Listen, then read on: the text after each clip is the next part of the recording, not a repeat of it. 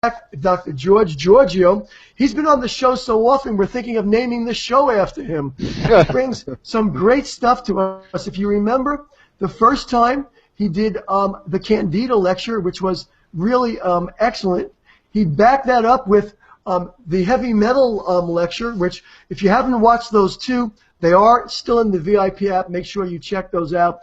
And today he's taking us to a whole other place, energy medicine and bioresonance. So without any further ado, I'm going to turn it over to my co-host, Bill Walcott, and then we'll get started. Bill? Thanks, Al. Welcome, Dr. George. Welcome back. And I have to tell you, out of the presentations you've made, this to me is the most exciting one, so I can hardly wait to hear what you have to say. And I think we can call this a vision of possibilities of the future, and the future is now. So with that, I think I'll just turn it over to you and let you tell us all about this really interesting subject. Take it away. Yes. Thank you, Bill. We are indeed entering 21st century medicine here. You can call it Star Trek medicine because this gives the practitioner, particularly the one that's working within a holistic model, as in metabolic typing and other modalities, to really practice holistic medicine, but to practice it objectively by being able to measure a lot of the causative factors behind a lot of the chronic diseases that we're seeing more and more often. We can start with the next slide, which is basically asking the question, what is energy? As we know, energy is all around us. It's invisible, but it is measurable. Physicists can measure it. Einstein, Max Planck got involved with energy. An interesting fact is that the Earth itself actually generates what is known as a Schumann wave that resonates at a frequency of 7.83 hertz. And that gives the body the energy and vitality that it requires. In fact, if we're not exposed to that Schumann wave, as astronauts found out when they left the ionosphere, because the Schumann wave actually stretches from planet Earth up to the ionosphere, as the astronauts were leaving the ionosphere, they were getting sicker and sicker. They were developing insomnia, anxiety, generalized anxiety disorders, depression, other neurological problems, gastrointestinal problems, and a whole mode of other symptoms. Interestingly, the heart resonates at exactly the same frequency as the Schumann wave, 7.83 hertz.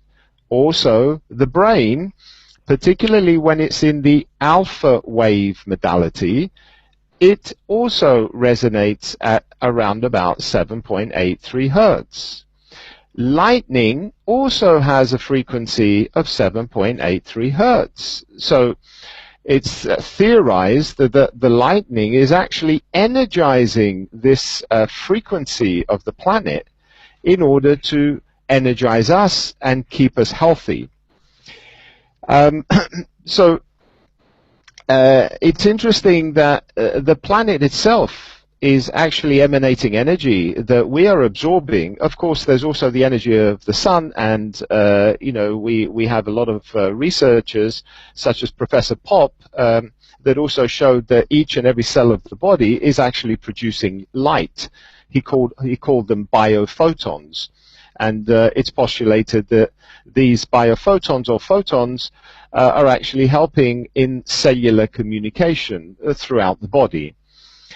If we go to the next slide, we can see that energy is everywhere. It's in our mind. It's in our soul. It's in our body. It's when we sleep, when we laugh, when we work, when we exercise, when we pray, when we meditate. Everything we do it has an energy component to it. And in fact, we are energy beings. We are made of atoms. And the next guy who had quite a high IQ actually said if you look at the next slide, everything is energy. That was Albert Einstein and Max Planck themselves. Now, the next researcher in the next slide is a scientist, a Japanese scientist, who back in the mid-90s actually decided to see if we could measure energy and if we could actually see energy. So this is the realm of visual medicine. His name was Emoto Masuru, and what he did is he basically took sources of water and he divided the water from the same source into different bottles, and he placed words on each of these bottles.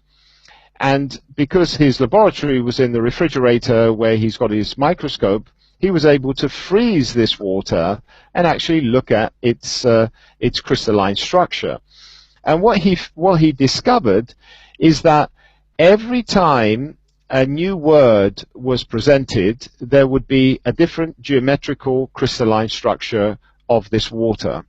And interestingly, when good positive words were used, such as compassion, thank you, wisdom, you can see on the top line there's a beautiful crystalline structure. However, when bad energy words were used, such as I will kill you, you fall, and also when they played heavy metal music, you could see that the geometric structure of this crystalline water just disintegrated.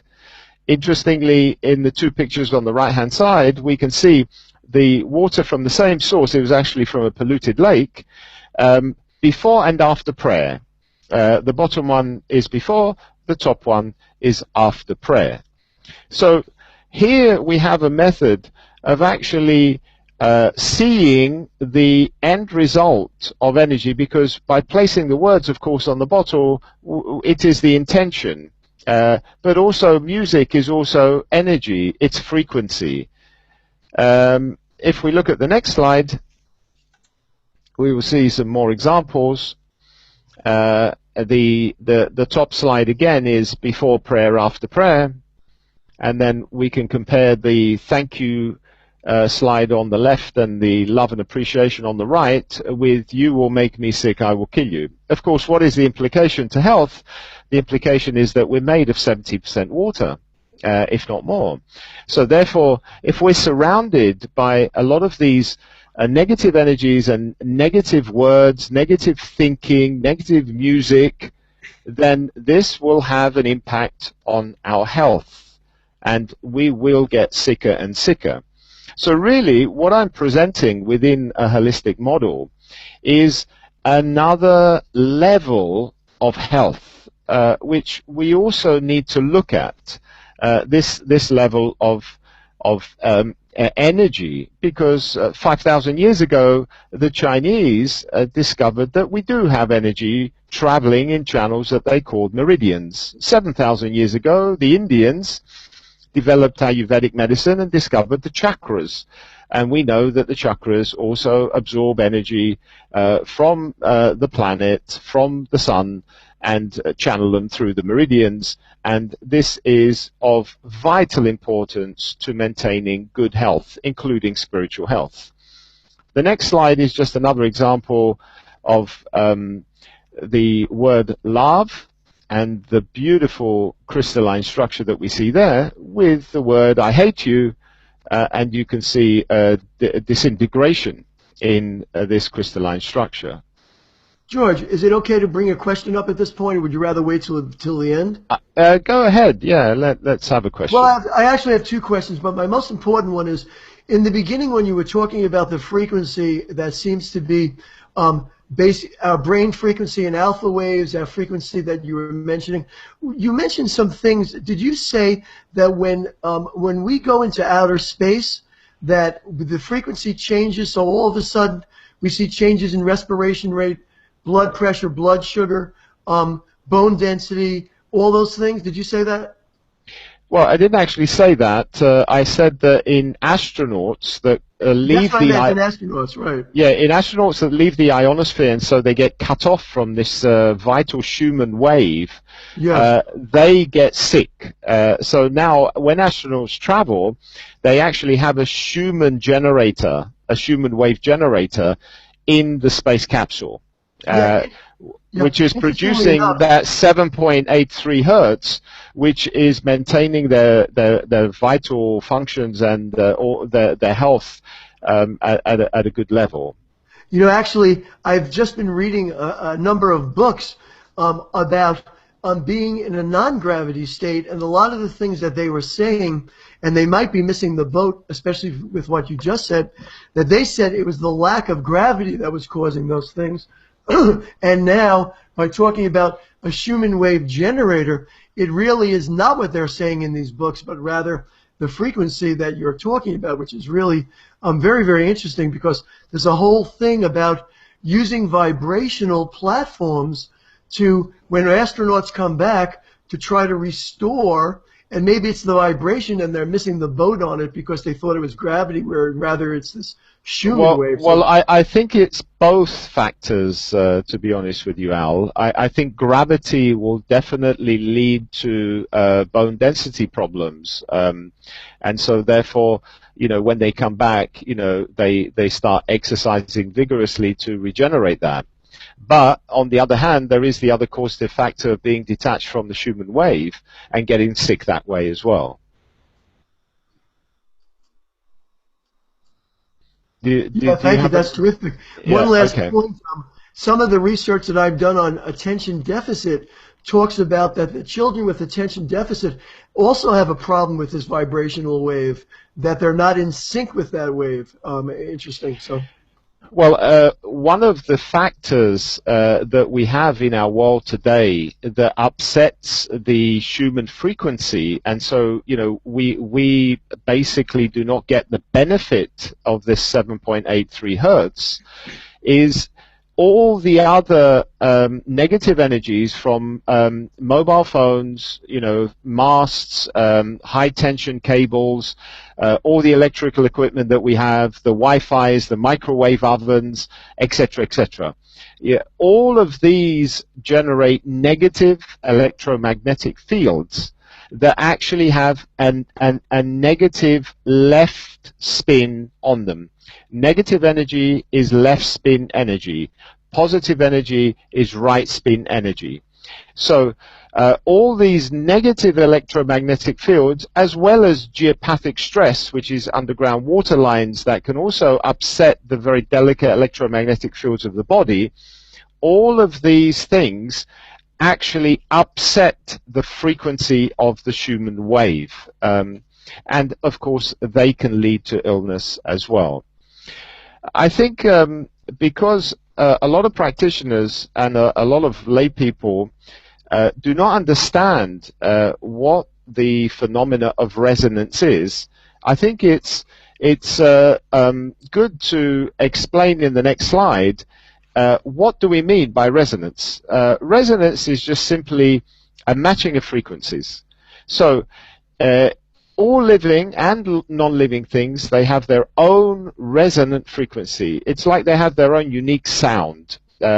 We know the example of the opera singer, for example, that can smash a glass with her high voice, because that glass has a resonant frequency. A wine glass, a crystal wine glass, would resonate around about 500 hertz, which is 500 cycles per second. So if she can match or he can match the frequency of that wine glass, then that wine glass will absorb the energy and it will smash. And this is an example of resonance. Another example would be when we turn on our radios and we turn it to the frequency of the station that we want to tune into. There is a resonance with the base station because they're matching the frequencies that the base station is sending out. This is another example. Of course, bridges falling down, the Tahoma Bridge back in the 40s, That is an example of resonance as well. Two tune-in forks, either end of the room, say, a C fork, if we hit it, then we will see that the C fork at the other end of the room will also resonate. This is an example of matching of frequencies and resonance. In the next slide, we did have a video, but I think it's not possible to show the video in the technology that we're using.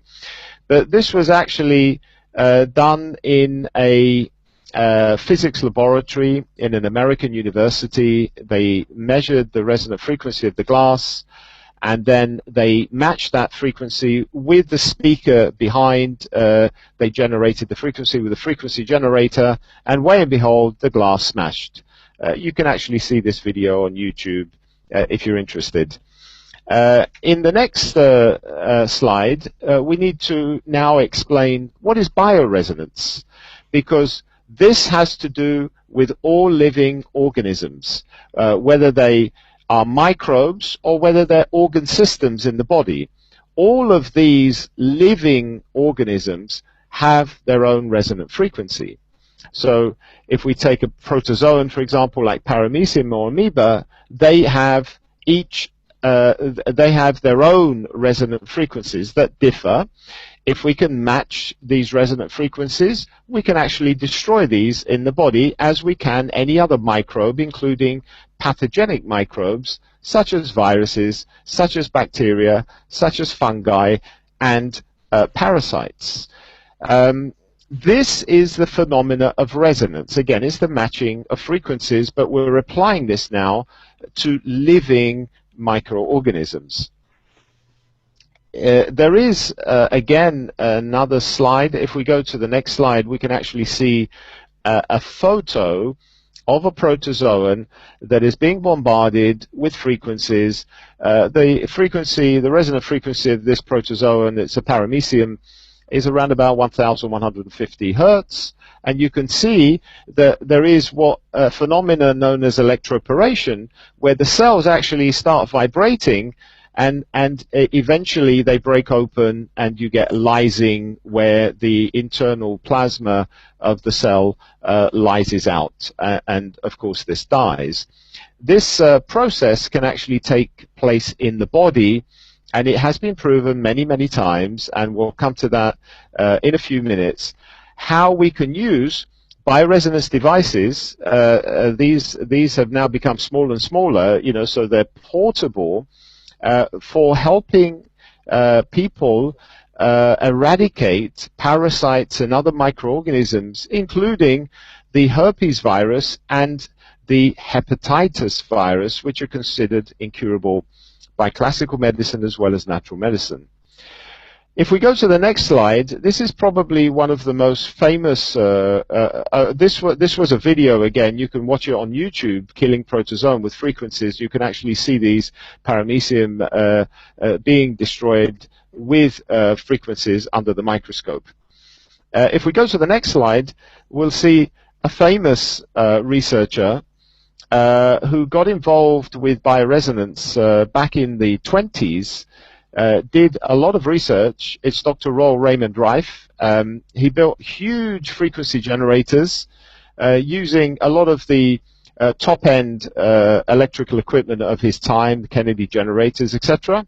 And in 1934, utilizing the universal microscope that you see him with in the photo, he could actually see living viruses, and he could have his frequency generator and see when the correct frequency was killing the virus, the mortal oscillatory rate, as he called it.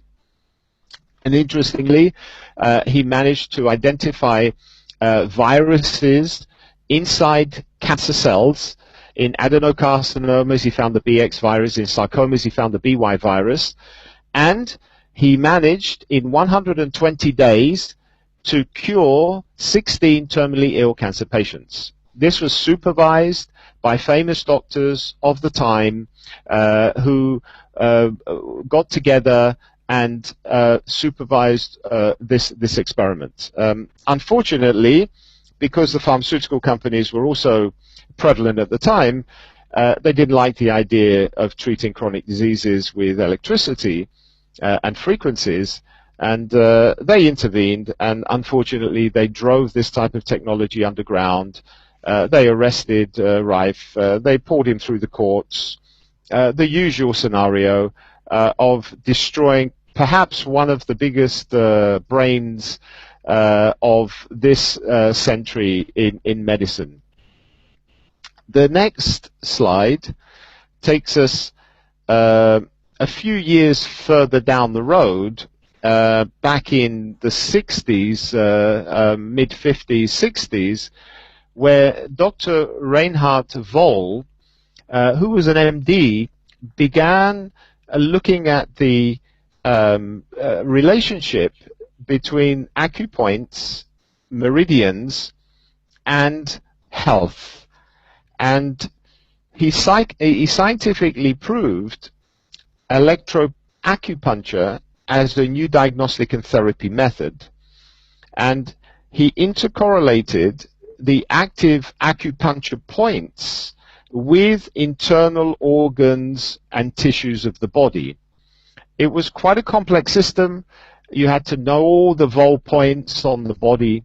It used to take quite a long time to diagnose a patient, but the accuracy of diagnosis and the pathogenesis of disease that you could actually was quite stunning.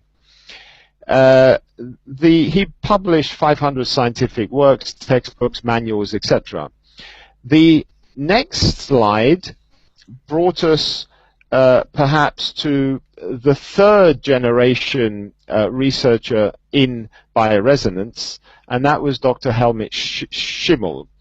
He was both a medical doctor and a dentist. And basically what he did is he built on Voll's work, but he simplified it. He discovered that you could actually take one point, one acupoint on any of the fingers and use that acupoint alone, and utilizing various ampules. For example, you take a measurement from an acupoint, you have an ampule of, say, Staphylococcus aureus, you place it on the honeycomb that you can see on this machine, which is an outcome of his research. And if there was resonance between the Staphylococcus in the body and the Staphylococcus in the ampule, then there would be an indicator drop, because the conductivity would actually change on the acupoint. And this is the bioresonance, or the vegetative reflex testing, VRT testing, bioresonance testing, that is used by many practitioners with in excess of a 90% accuracy to be able to identify any microbe, any bacteria, any parasite, any virus. They can also go through the organ systems. They can identify which organs are imbalanced or underfunctioning or overfunctioning, either inflammation or degeneration. So it really does open up a huge area of diagnostics for the health practitioner, whether they be a medical doctor or whether they be a naturopath or a clinical nutritionist, etc. The following slide shows us an example of bioresonance therapy. Here you can see that the machines are quite large. The capabilities of these bioresonance therapy devices is that whenever an organ which has its own resonant frequency becomes ill, the resonant frequency actually drops.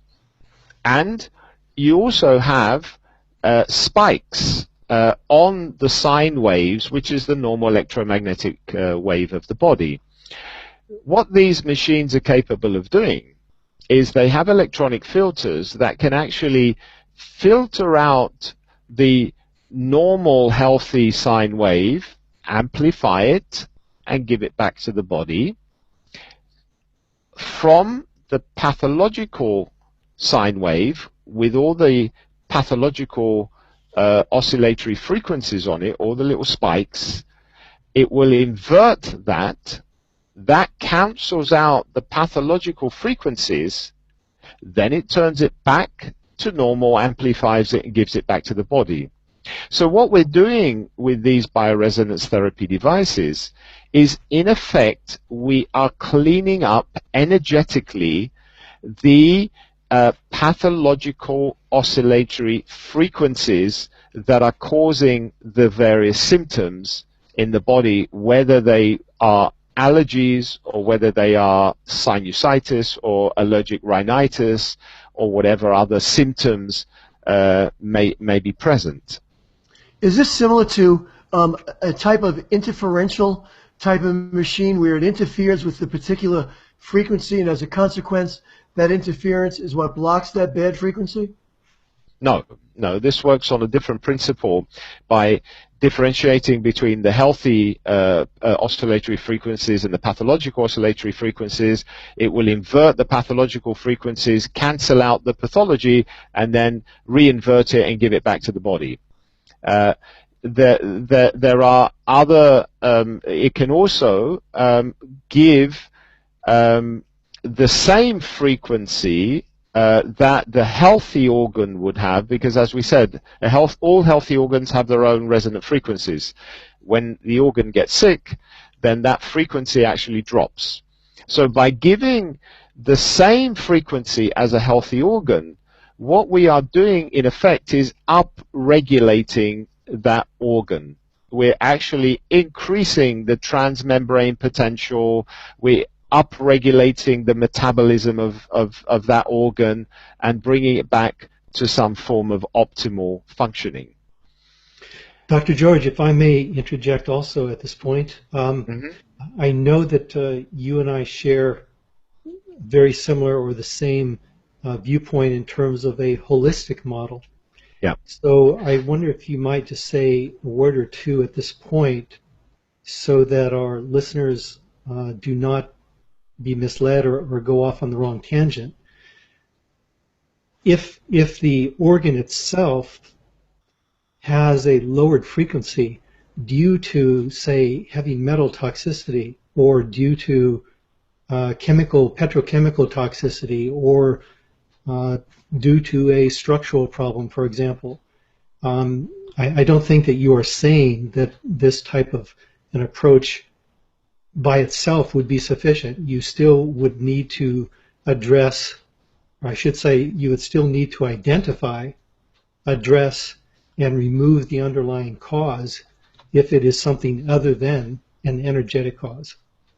Yes, I'm not saying that this replaces everything else that holistic practitioners practice. It is, however, a very powerful additional tool that can be used because in the 30 years that I've been practicing as a clinician, I have never been able to actually treat viruses such as herpes or hepatitis, at least using natural medicine. And none of my colleague friends who are medical doctors have done the same either.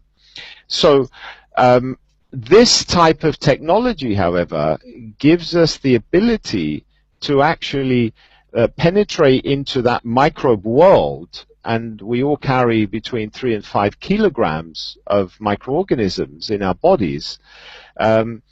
Sometimes they will become pathogenic, particularly when we disturb the internal milieu and the pH of the body and the friendly bacteria in the gut and so on and so forth. Of course, we can use other protocols of detoxification and bringing the pH of the body back to normal and optimizing the diet and identifying food intolerances. Of course, we can, of course, use the bioresonance diagnostic machines such as these to actually diagnose all these causative factors. Exactly. Great. Yes. And that really opens a huge world for a lot of the practitioners, because I often go to conferences abroad and we chit-chat with practitioners, and what I'm finding is that a lot of them are using, questionnaires to determine all this. The accuracy, of course, of that, is dubious and subjective, etc. Whereas here, you can actually sit a patient in front of you, and the patient has got prostatitis, for example, and you're asking yourself, okay, why does this patient have an inflamed prostate? Now, could it be chlamydia? And then you put the chlamydia ampoule on there, and if they're resonating with chlamydia, because indeed they have chlamydia in their body, then you will get an indicator drop and it will say, yes, there's chlamydia. And then you know that you can use bioresonance therapy to program the chlamydia frequency and treat the chlamydia, because that is an underlying problem. I've just given a very simple example. The pathogenesis of disease, of course, can get quite complex with many other causative factors that you can also measure using the bioresonance diagnostics. If we progress to the next slide, we'll see that this is another example of a bioresonance therapy device that was actually invented by Professor Morel with his son-in-law, who's an electronic engineer. And this is another big device. Now, I became quite interested recently in the Russian research because someone approached me and talked to me about the Russian research that has been done in the field of bioresonance. And I said initially, well, show me the research. The next slide is just basically asking the question about these larger devices that we've seen, about their portability. They're not portable. They have to sit in the clinic. The patient has to travel to the clinic to be placed onto these. There is an expense. There's time out for the patient. It's not very convenient. So when I heard about this Russian research, what really captured my attention, apart from the fact that they've done 117 clinical trials, this is the next slide, they also had developed portable devices, which the patient could actually buy. These portable devices, bioresonant therapy devices, are actually programmable. There is a set of programs on a USB stick that you can plug into the computer and actually download the frequencies for the various bugs and microbes that the practitioner has managed to identify using the bioresonance diagnostics. Another thing that astounded me when I went through the research is they have a 90% success rate with treating hepatitis, including hepatitis B and C, which can cause cirrhosis of the liver and is a serious problem worldwide. 96% success with parasites of all types, helminth families, nematode families, tapeworms. We know how difficult it is using natural medicine, classical medicine, to eradicate all of these microbes. They have a 92% success with treating Helicobacter pylori, which again is another horror story with plenty of antibiotics that wipe out the friendly bacteria, open up the doors for systemic candidiasis, and so on and so forth. So it caught my attention, and this is why I'm here talking about this now. So the next slide, we will actually see a photo of one of these devices. It's no bigger than a mobile phone. It's so simple to use. It's an on button, a run button, and a scroll button. The app, which I guess would stand for anti-parasite, is basically for microbes. So here you can eradicate parasites, bacteria, fungi, viruses, mycoplasms, and all types of microbes. There are actually over 1,500 available programs on the USB stick, which is called the Therapeutic USB stick. When someone purchases these, they actually come with 20 pre-installed programs, but they can be programmed by utilizing the Therapeutic stick, and particularly by the practitioner that's doing the diagnostics for the individual patient. In the next slide, we can see an example of some of the frequency programs that are pre-programmed. So when you actually get the device, it has detoxification programs: Ascaris, tapeworms, Giardia, Helicobacter pylori, Candida, Trichomonas, Chlamydia, Mycoplasma, the staph, the strep, Escherichia coli, and a whole bunch of retroviruses, which are the herpes-related family of viruses, as well as anti-inflammatory programs. There's detox programs. There's drainage programs. There are programs for detoxing the extracellular matrix, for example. So it can go quite deep into the system. It's got programs for 90 different types of viruses, 91 different types of bacteria, 61 different types of fungi, and so on and so forth. The next device is the DETA Rytme. Rytme in Russian stands for rhythm.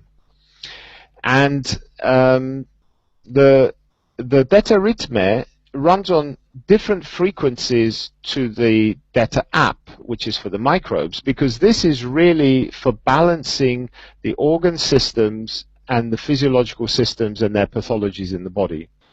Again, this has the ability of being programmed with 1,500 or more frequency programs covering the whole organ system of the body. When someone buys it, it has 13 pre-installed programs.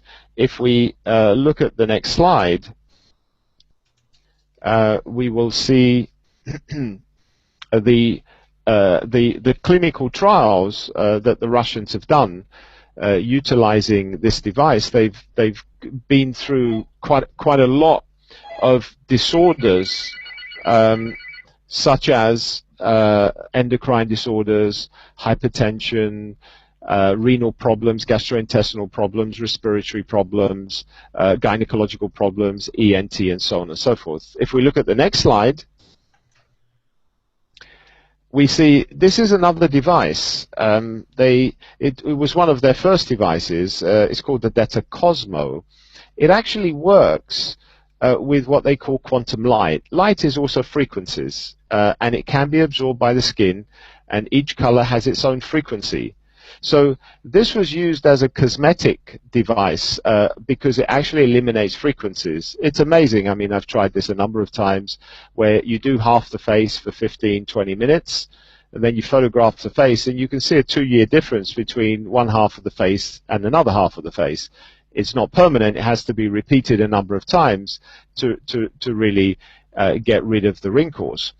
But it's also an anti-aging device, because it has 13 pre-installed programs that help to optimize and balance all the physiological systems of the body. Because we know that when physiological systems like the endocrine system, the nervous system is imbalanced, that in itself can lead to premature aging.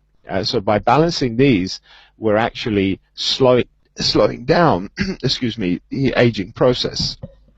Let me ask you one question, Dr. George. Sure. It's not permanent. Is it permanent with any of the devices in any of the things that you're treating, or do they all require repetitive use of the device over and over and over again? No, I think it's permanent, assuming that the person is also making lifestyle changes. Which goes back to Bill's point. Yep. Yes, I mean, we have to look at it within a holistic model again. So if we're optimizing the person's diet, if they have all the nutrients that the body requires, if they're not smoking and doing other silly things that are creating tons of free radical damage, then yes, these are permanent. In the same way as once we remove a pathogen, unless the internal milieu of the body changes, that pathogen should not come back again. And are all these devices, like the larger devices, diagnostic as well as therapeutic? You have just caught the next slide, Al, as usual. Let's go to the next slide. The next slide actually is just looking at some of the advantages that these devices have. They are very easy to use. They're incurable in inverted commas diseases such as hepatitis, such as some of the viruses that we all know are really difficult. They have excellent results with treating tuberculosis as well. Big trials in big clinics in Russia.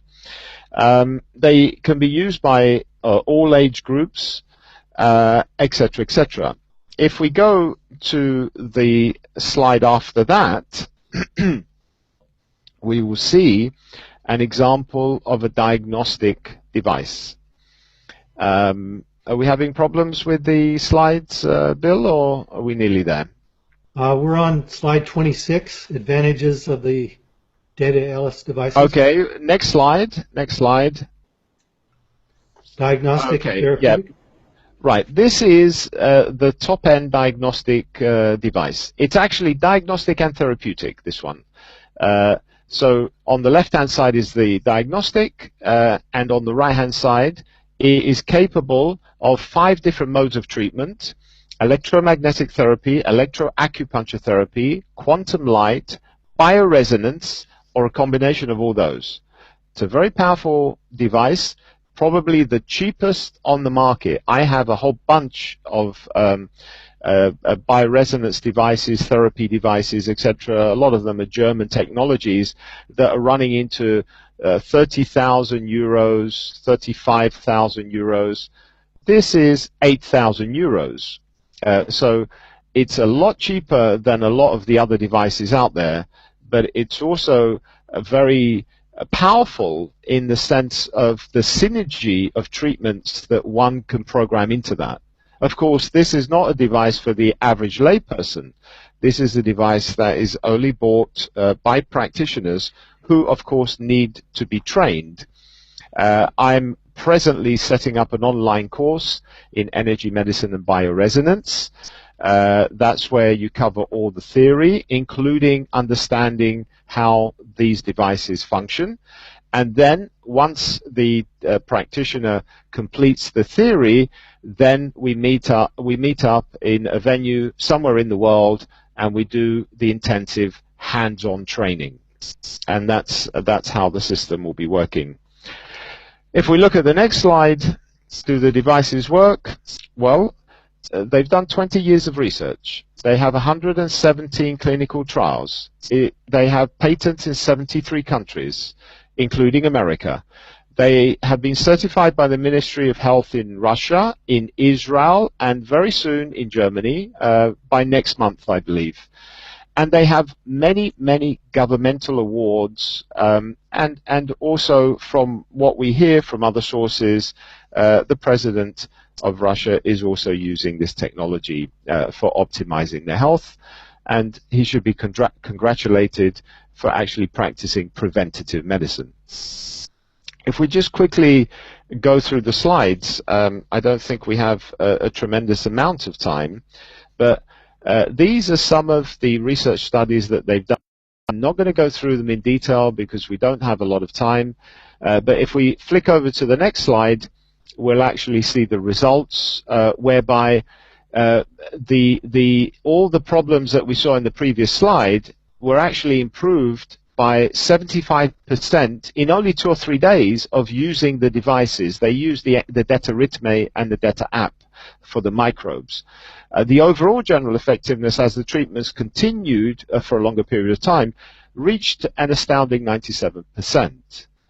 If we look at the next slide, we see another gynecological survey in a large clinic. They only used the DETA app device because here they were dealing with women with pelvic inflammatory disease that had chlamydia, mycoplasmas, ureaplasmas, cytomegalovirus, herpes, and HPV. And if we flick over to the next slide, we can see that they had a 85% success in clearing all these microbes that were causing the pelvic inflammatory disease. There is no therapist, I think, because this is a very difficult problem to clear, that has this type of result.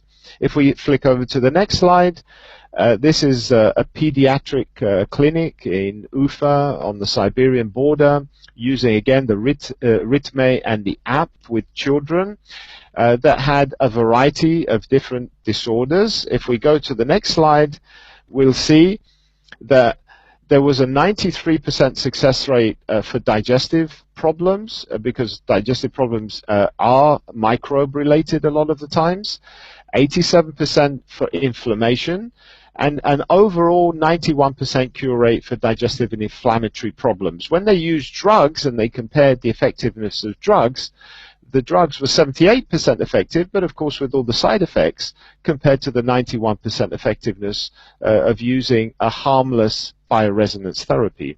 Next slide. We see intestinal infections in children with, again, an 86% cure rate. They have incredible success rate with treating microbes and infections that are, and the symptoms that are related to microbes. In the next slide, we're looking at male urogenital problems. This is a large study with 2,000 patients with chronic prostatitis, prostate adenomas, chronic cystitis, nephritis, and so on. They used the app and the Rhythme devices, both these devices, and as we can see in the next slide, of the 2,000 patients with the chronic prostatitis, 90% were actually cured. There is another study as well that we don't have time to go into that was 4,500 sample that had a 99% success rate with prostatitis. I've clinically verified that by treating prostatitis in at least 3 patients to date. I've only been using these devices, the portable ones, for a few months, and so on and so forth. If we go to the next slide, I'm rushing a bit here. We can see again another pediatric study with 341 children, and if we go to the next slide, the results. Even with vision problems, they had a 66% improvement. With gastrointestinal problems, as we said, that was always high because we're killing off the bugs. The autonomic nervous system problems like ADHD, hyperactivity problems, etc., 97% improvement. Even musculoskeletal problems like scoliosis, I'm sure Al will be, will have his mouth open here and saying, what? With bioresonance therapy? Well, they have a 46% improvement and a 94% improvement with respiratory problems such as asthma, etc.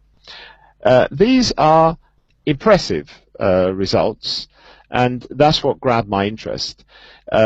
The particular thing that really interests me, if we look at the next slide, is the hepatitis issue, because hepatitis is considered incurable both by natural medicine as well as classical medicine.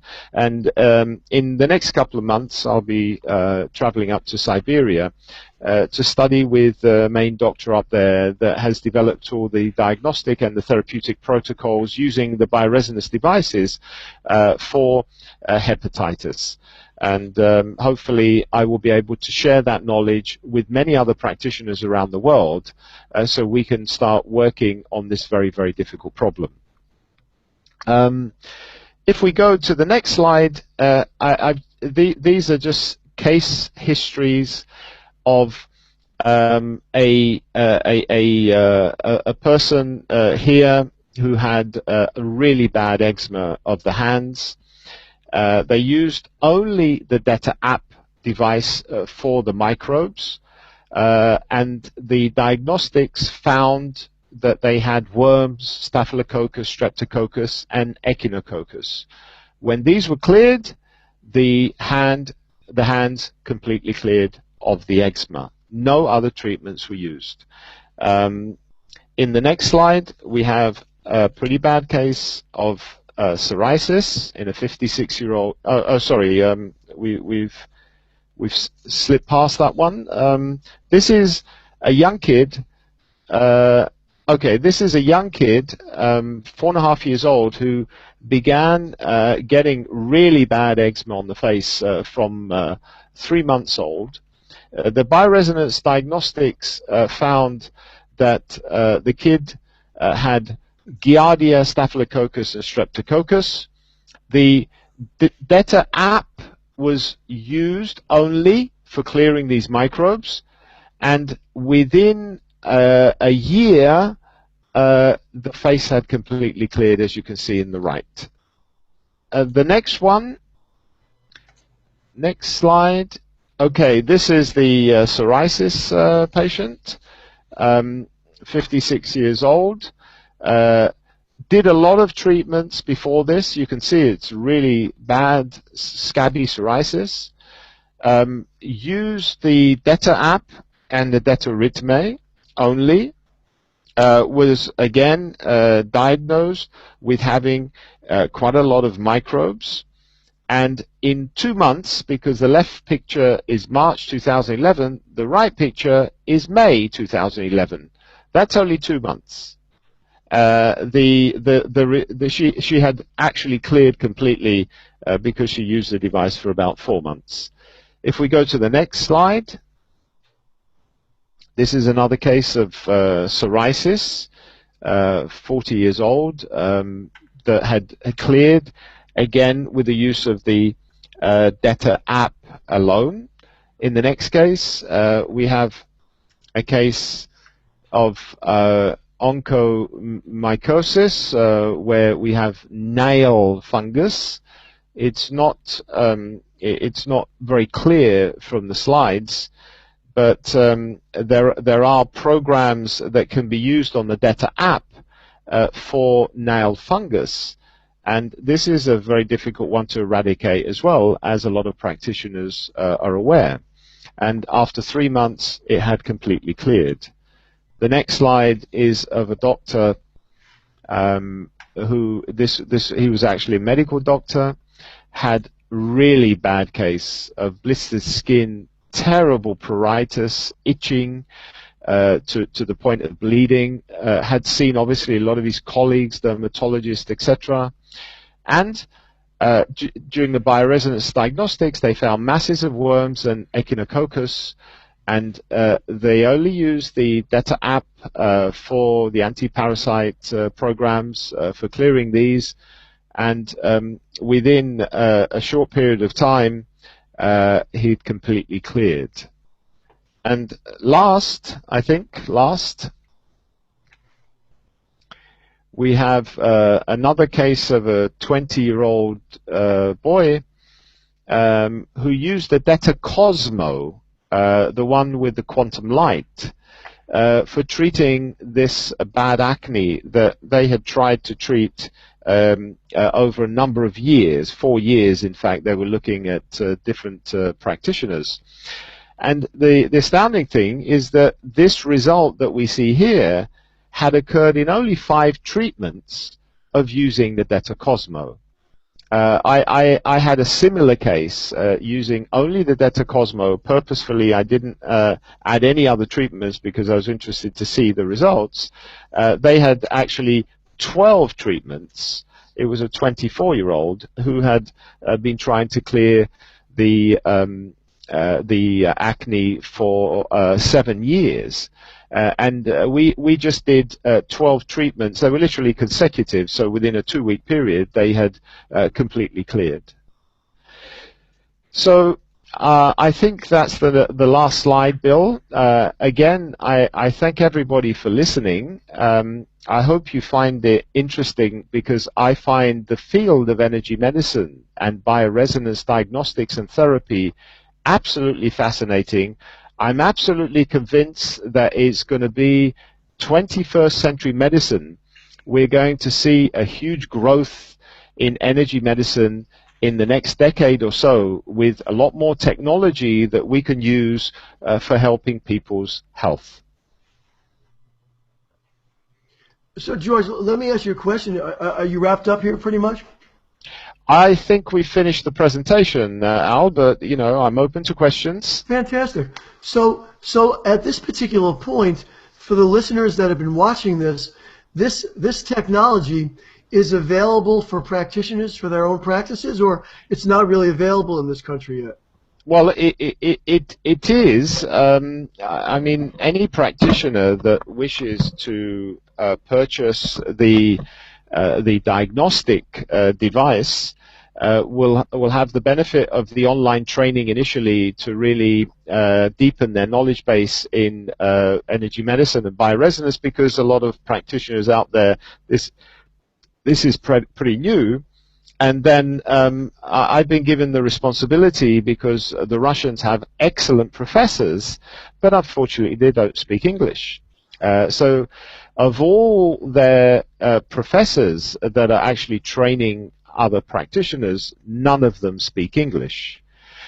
So having been through intensive training programs with them, they have sort of christened me as being their English-speaking trainer for the English-speaking world, which is quite a large responsibility because, you know, the world is a big place. But with the online course that people can do at a distance, and then the ability to meet up somewhere in the world to do the the clinical training, the intensive clinical training, these practitioners should be able to come up to a level where they can begin to use bioresonance diagnostics with their clients.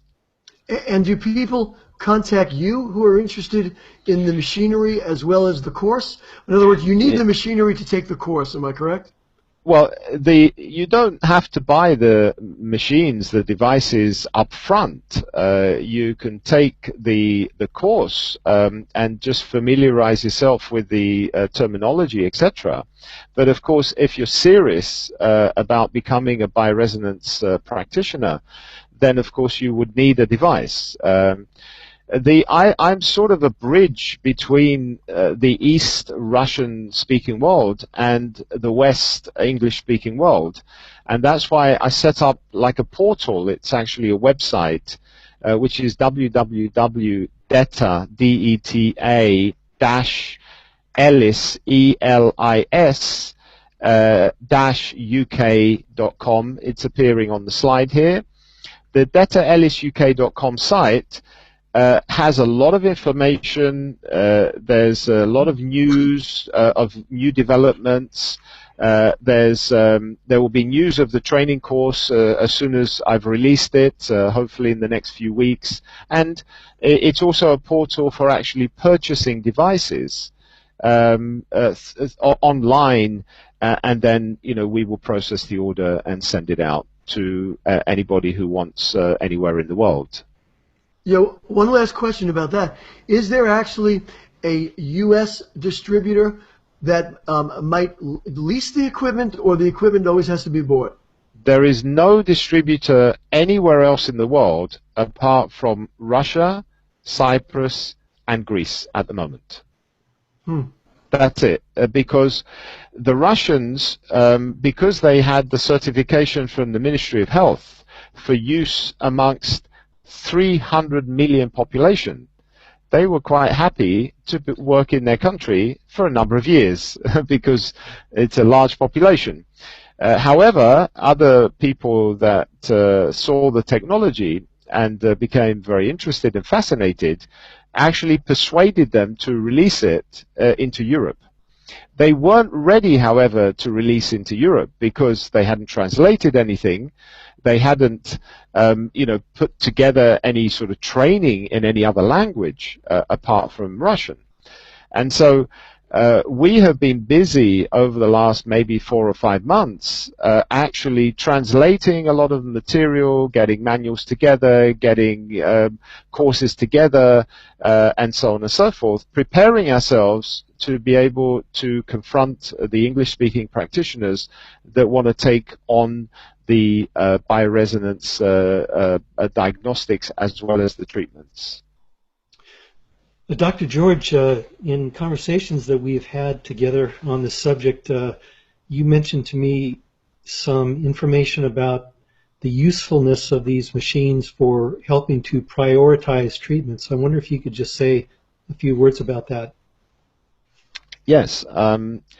The bioresonance diagnostics will basically give you answers to any question that you ask of it. It's pretty much like a computer. Whatever question you ask the computer, it will give you an answer. I mean, the computer, of course, is not intelligent, it's stupid. The bioresonance device is only resonating with whatever is in the patient in front of you. So if the patient has a bunch of different bacteria or viruses, then it will give you the answers because it will be resonating with those bacteria and viruses, and so therefore it will identify them. You can go further, of course, because you can look at organ systems. You can also look at individual organs and ask the question, is there inflammation in this organ, or is there degeneration in this organ? You can also then ask the question, how much inflammation? Is it really acute inflammation? Has the inflammation been chronic? Is the degeneration, has it just begun, or has it deepened? You can also chase, or you can look at the pathogenesis of disease by having the patient, I mean, let's go back to the prostate problem, for example.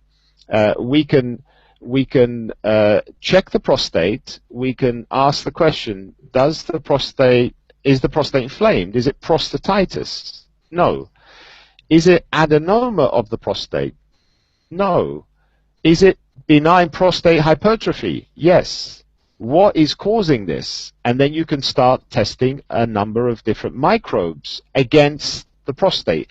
So you actually leave the prostate in one of the filters and you filter on another level one of the microbes that you're looking at. And then you draw the correlation. And then you can say, okay, is the urinary bladder affected? Are the organ systems in the pelvis affected? Is there inflammation in other organ systems? Is there heavy metals in the prostate? You can begin testing individual heavy metals. Of course, it will not give you a quantity. It's not quantitative, it's qualitative. Right. It will say yes, no, yes, there's mercury, yes, there's lead, yes, there's this, yes, there's that. Then you can ask the question, okay, there's a lot of inflammation in this person. What is causing this inflammation? Is it food intolerances? And then you can take each individual food and you can test each individual food and identify the food intolerances, which is fantastic, of course, because as we know, food intolerances cause a great deal of internal inflammation. Because the immune system produces immunoglobulins that attach with the food molecules that produce immune complexes, and that sets up a biochemical cascade of cytokinin and COX-2 production in the body. These are inflammatory chemicals. So it's a huge source because we're eating foods at least 3 times a day. So by identifying these food intolerances and removing them, we're removing a huge source of internal inflammation. Without guessing, of course, because, a lot of practitioners are doing a lot of guessing here, and also medical practitioners, whereas here, you're not guessing, you're asking the question and you're getting the answer. So within a holistic model, there's really nothing that you cannot trace using diagnostic, the bioresonance diagnostics. Well, that's beautiful, Dr. George, and very exciting, and I hope everyone listening kind of caught my drift here, because what we are talking about with these bioresonance diagnostic machines is the capability of going deeper into metabolic individuality, deeper than we've ever been able to before, because we are now going to be able to, with these machines, identify the specific blocking factors and stressors, to use our terminology in metabolic typing, that are involved in the health issues of our metabolic typing clients. As it is now, we recognize that there are so many different causal factors, so many different blocking factors, so many different stressors that come into play, or could possibly come into play, in a degenerative process in a client's body.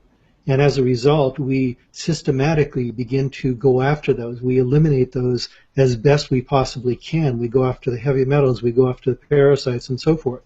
But what we are seeing here with this new page that is being turned in our future is the ability to get much more precise with each individual and identify which of these blocking factors are involved in each client that we work with. So that vision of possibilities is extremely exciting to me, and I thank you very, very much for bringing this information to us. It really is quite interesting and very exciting. I mean, just to give you an example of how precise one can get, let's say you've identified that there is mercury in the body. You can actually then ask the question, how deep has it penetrated the mesenchyme? Because we know that the mesenchyme is divided into different layers. We can actually ask the question, how deep has it penetrated into the mesenchyme? We can also ask the question, has it interrupted the DNA? Is it resonating, at a wrong pathological frequency with the DNA, and so on and so forth? I mean, the possibilities, the diagnostic possibilities, are as creative as the human mind can get. Fantastic. Exciting. I have one last question, and then we'll close out the show. When you use the device for treatment, are you treating a local part of the body, or is it really a systemic treatment that actually is changing frequencies throughout, so you attach it to one end of the body and then the other? How does that actually work? Well, if it's systemic in the sense that you're not focusing the treatment on one part of the body, but you're focusing the frequency perhaps on one part of the body. So if you're treating the liver, let's say, and you have set the frequency of a healthy liver to upregulate a sick liver, then of course only the liver will be able to absorb that frequency because it's resonating with that frequency, not other organ systems. So it's systemic in that sense, but quite focused in another sense, because every organ system and every cell, in fact, has its own individual resonant frequency. Yes, and where are you attaching? Yeah, where are you actually attaching the device onto the person?